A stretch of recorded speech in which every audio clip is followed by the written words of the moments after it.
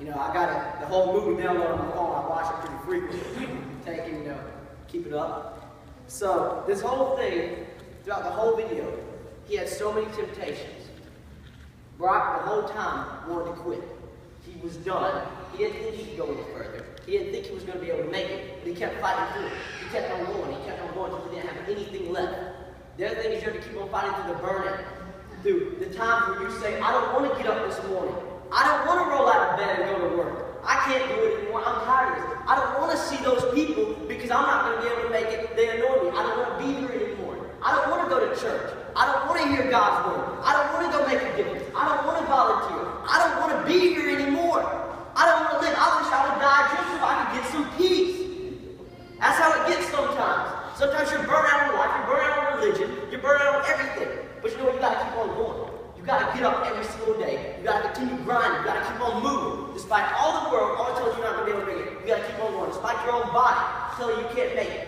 During the video, he said, I'm about out of strength. The coach said, negotiate with your body to find more strength. Find it somewhere in your heart to keep on going, regardless of all the times you don't want to. Of all the times everything in your body is telling you can't go any further. You're done. You don't want to be here anymore. You got to keep on going.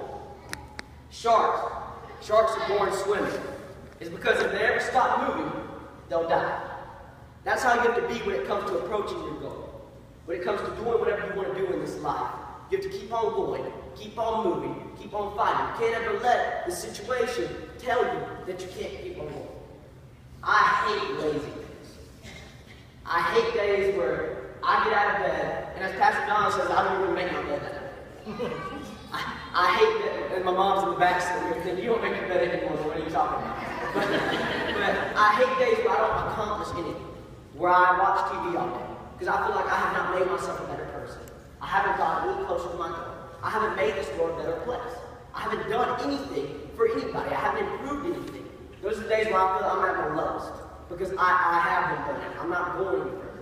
I have to keep on moving. I have to keep on going. Now see, the whole time, the whole video, as a football player was wearing something right here. Anybody know what it was? Blindfold. Thank you. I'm glad y'all are with me. Okay, so the whole time he was wearing a blindfold. Now the coach made him put on a blindfold because he knew if he could see how far he was going, how far he had gone, he would quit. He would let his mind say, you know what, you made it far enough, you're done. You've done this is as far as you can go. Your mind can tell you, this is as far as I've gone. I'm done. You have to surpass that. The world sets a plateau for you and says, you cannot go past here. This is your point. You're done. You cannot accomplish anything anymore. You can't go any further. You can't be that next position. You can't go any further than right here. This is as far as you're going. And God says, why not? God says, you can keep on moving. You can keep on going. I have another devotional. In case y'all can't tell, I read a lot of devotionals. I have another one I read before every single basketball.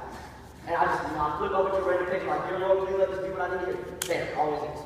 Well, one of them is about dreaming big. In this one, God tells me, He says, don't be afraid to dream big.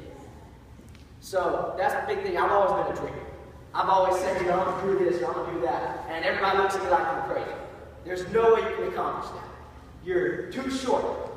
You're too slow. You're not smart enough. You're not good enough. You'll never be enough for what you want to do. You'll never have this opportunity.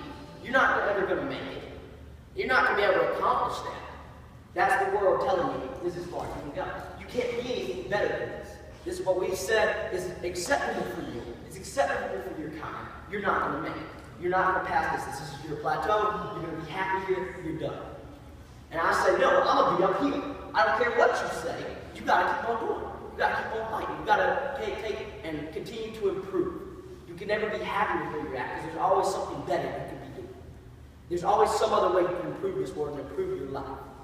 2 Timothy 4:7 is verse Blaine read earlier. And in this, Paul is talking.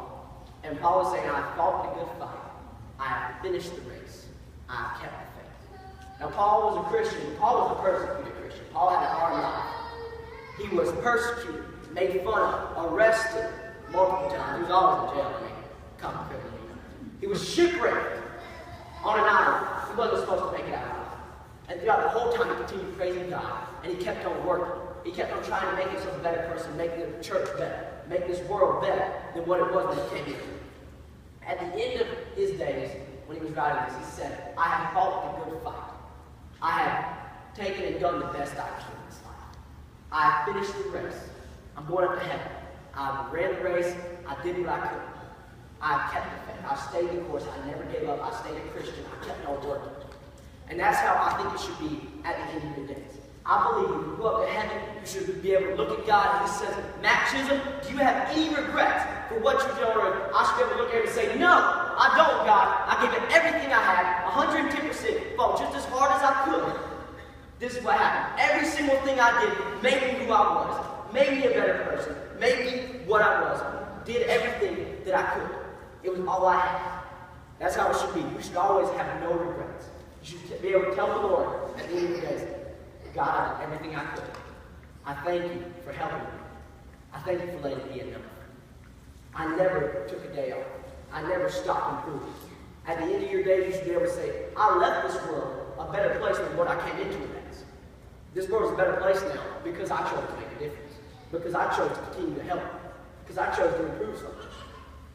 So in this video, I like to look at the coach as God. I believe God is the same way that this coach is. I believe when the world is telling you, you can't go any further. I'm burnt out. I'm done. My arms are hurting. I can't continue. God is saying, yes, you can. You promised me your best. You said at the end of the day, you were going to be able to say, I gave everything. So you got to keep on fighting. You got to keep on going. Let it burn. Let it hurt. Keep on pushing. Keep on struggling. Keep on fighting. Keep on moving. Keep on going. And at the end of the day, you should be able to look at God and say, I'm in the end zone. I did it. I'm in the end zone. You help me out.